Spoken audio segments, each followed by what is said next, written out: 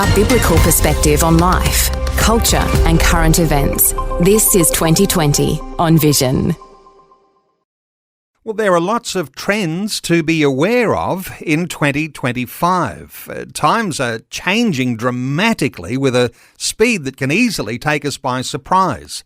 So how do you prepare practically to adapt to a changing future? And what about our careers? What about our workplaces? What about our families? Let's talk about how things are changing at work and what we can do to adapt. Ashley Fell is back with us, social researcher and director of advisory with McCrindle Research. She's a trends analyst and media commentator. Hey, Ashley, welcome back to 2020. Thanks, Neil. Great to be with you. Ashley, where do we start here? Is it with the upswing in the influence of technology that's happening in our workplaces right now? And of course, we're often a part of organisations that are using that technology. Is this the best place to start to talk about change?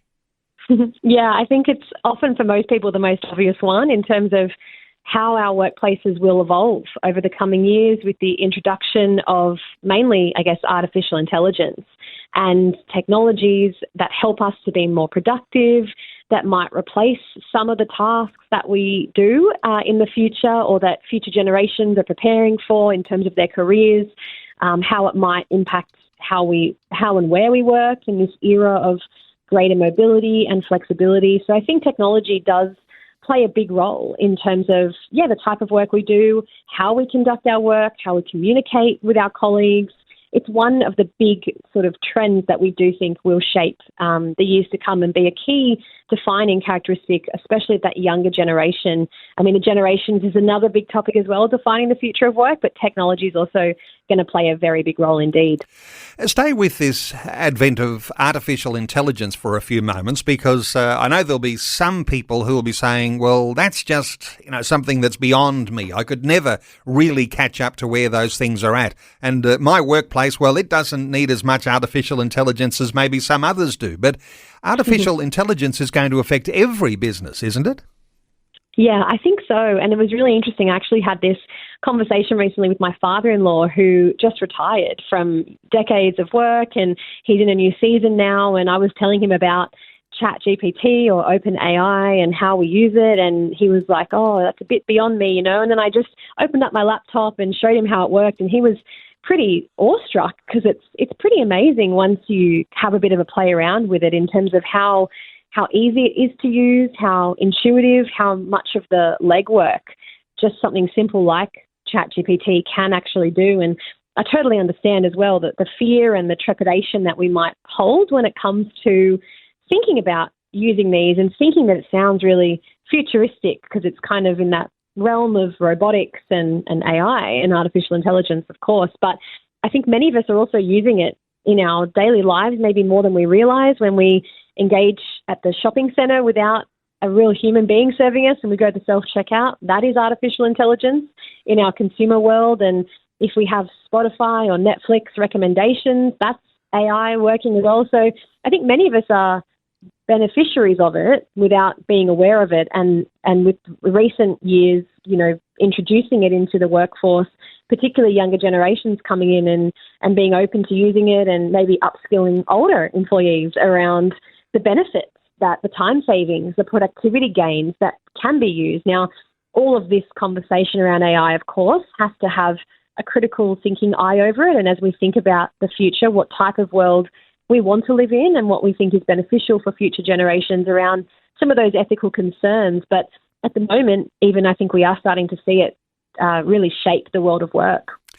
Shifting expectations. And interesting, isn't it? Because you might be the boss or you might be an employee. If the boss is not on the right page, changing the way things happen in the workplace, there's a risk things can be left behind and others will have an advantage business-wise over your organisation. So wherever you are in the organisation, whether you're on the lowest level or on the highest level, I guess it takes everyone to get onto the same page and to prepare for the sort of changes that are coming. Some people are fearful of the change, but I guess you've got to be able to manage that ability to be able to adapt here. Yeah, that's exactly right. I think we're at the at the start, or in some ways it feels like the precipice of this sort of what some people are calling the third digital revolution. And like you said, Neil, it's almost this just need, whether we are excited or fearful, regardless of those feelings, we probably do need leaders to step up and at least express a bit of an openness towards learning about it or empowering other employees within the organisation to explore it. Now, we're at the point probably now where we don't need to be super fearful, and it depends, of course, on the context and the size of the organisation, but we can explore in a pretty safe way. But I do think it does require that openness, and there's also lots of other companies that can come in and upskill. There's videos online about how to use it. And so I think we are at this point where the exploration phase isn't too difficult. But as these technologies become more sophisticated, we might need to put risk procedures in place and, company-wide maybe practices around what information we input into these, like AI language models or whatever it might be that organisations are using. But yeah, definitely is going to be a big part of the future, and I think does require a bit of an openness towards it from leaders, particularly within an organisation. No doubt the ethics become important once you start using AI in your workplace environment. But come back to still some of the basics, and not sure how your research reflects on this, but when you use words like upskilling and reskilling and those sorts of things that you have to get into to be able to adapt to an AI environment, is there any sort of statistic that shows whether we are slow in the uptake as Australians, or are we leading the world? I mean, do you know where we might sit compared to some other nations who are using this and to their advantage? I think I don't have any key statistics comparing us to other nations, but we did conduct one study which did find that only around sort of 1 in 6 Australians say that they use artificial intelligence on a daily basis. Yet this study also showed that the majority of us are actually interacting with AI-supported technologies daily, like I mentioned earlier, streaming platforms, smart home devices, even digital navigation apps.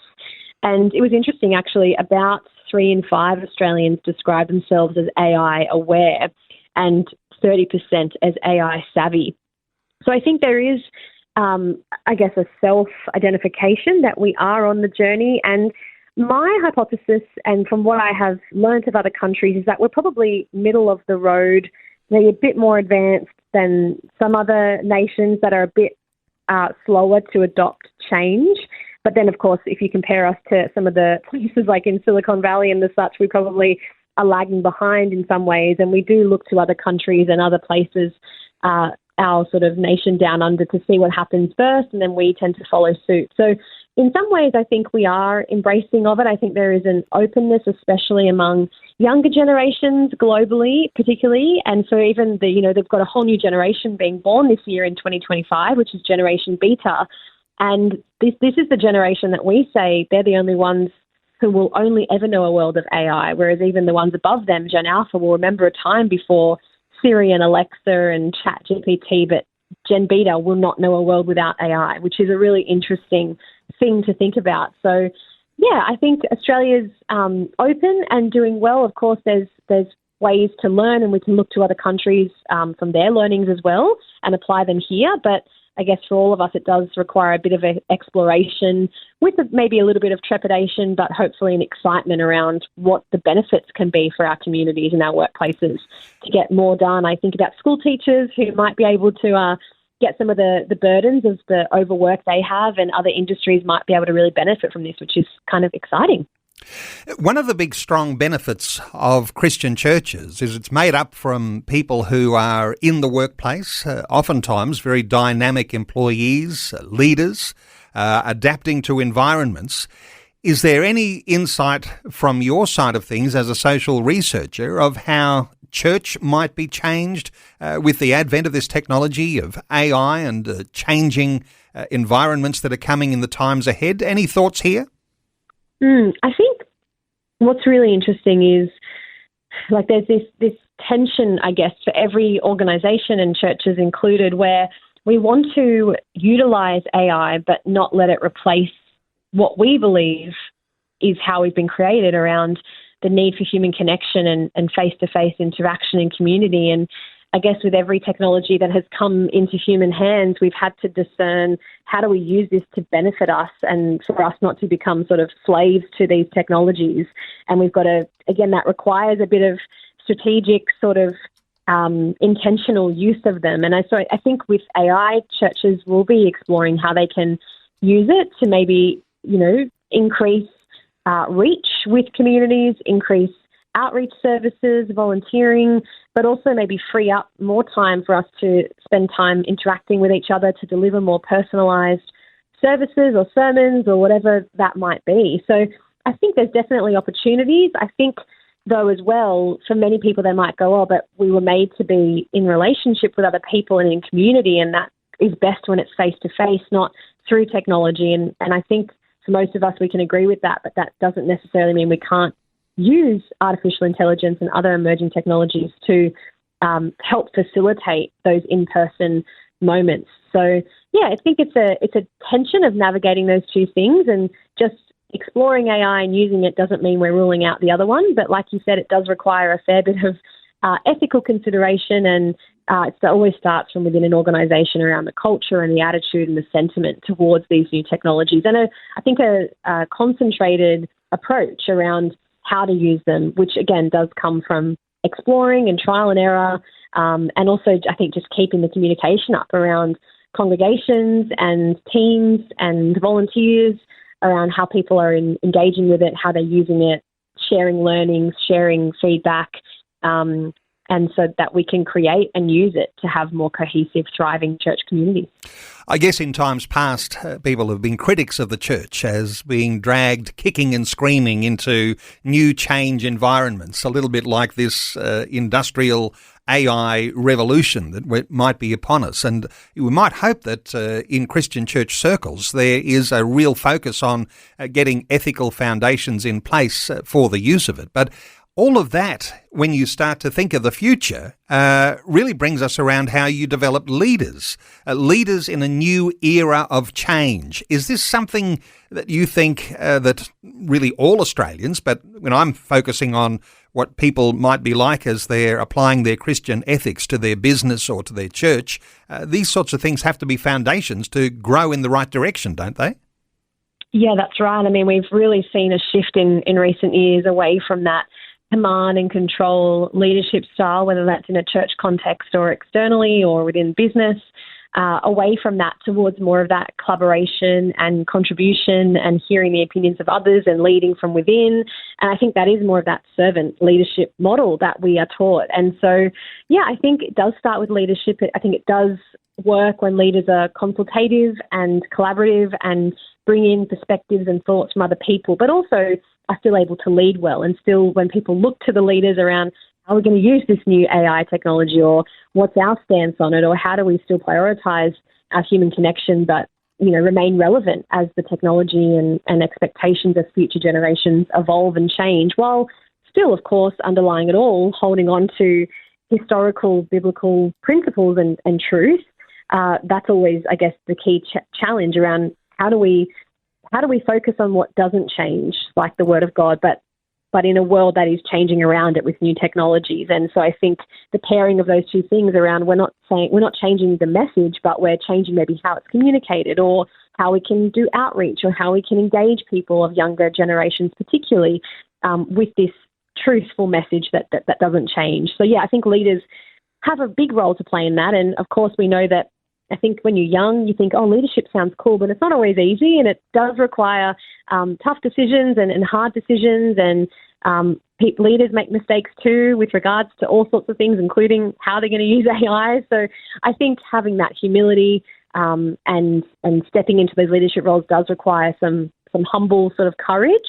But for the benefit of the people that we're leading and that we're serving, we do require people to step out of their comfort zone and to try new things and prayerfully consider, what that might look like and what their church community needs, what type of leader, their own context needs to lead them into a future that is changing pretty rapidly. And if it compounds and multiplies your effectiveness, you wouldn't say no. You'd get into how you need to adapt into the new environment with the trends that are changing so dramatically. Ashley Fell is a social researcher and Director of Advisory with McCrindle Research.